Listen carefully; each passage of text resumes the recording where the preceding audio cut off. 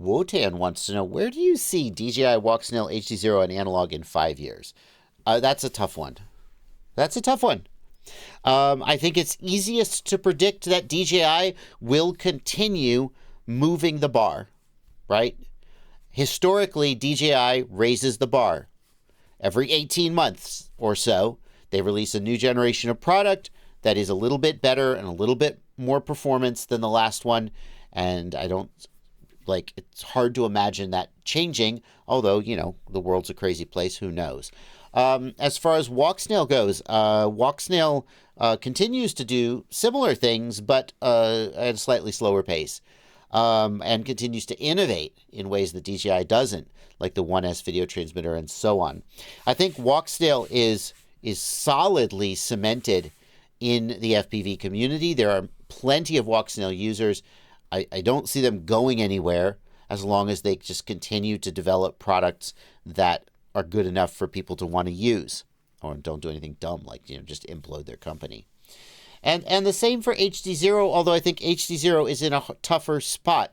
And the reason I say that is that Walk-Snail and DJI are sort of tied to hardware in a different way than HD0, because DJI develops their own silicon, or that's not even quite true. DJI works with manufacturers of systems on chip, SoC.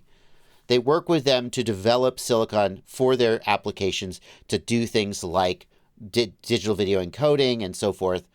And they have all the money in the world, so they can afford to do custom silicon. They can do new custom stuff every 18 months. But the key thing is that DJI's stuff, their silicon, as I understand it, is not specifically proprietary to them. They work with somebody who's already making an SoC that does this kind of stuff to customize it and tailor it to their needs. Walk-Snail is using, as I understand it, off-the-shelf hardware to do their heavy lifting. And so, by the same token, when whoever it is that makes the board that Walk-Snail, or the chip that Walk-Snail puts on their video transmitter, and if Mads Tech were here, he'd know all the names. When whoever that is releases a new generation of board or a new generation of chip, Walk-Snail incorporates that. They haven't done this yet. We're still on the first generation of Walk-Snail hardware.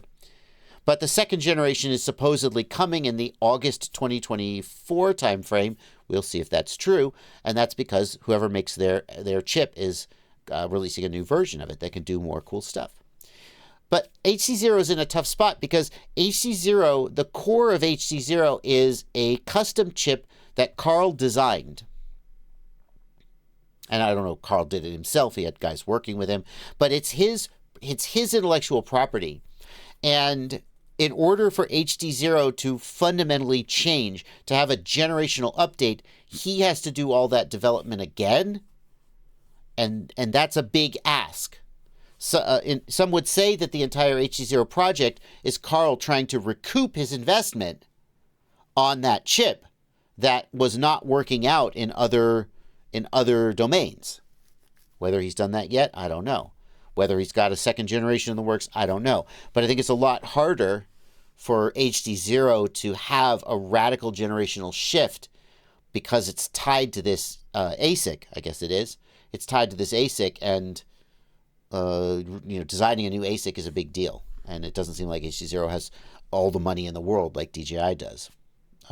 Or using off-the-shelf hardware that they can just put a new generation in, like Walk-Snail is. Ryan Quellet says Carl is working on the next generation chip now. He's been public about it. That's great. I didn't know that. Yeah, that'd be amazing. It'd be really cool to see what the next generation of HD0 is going to contain.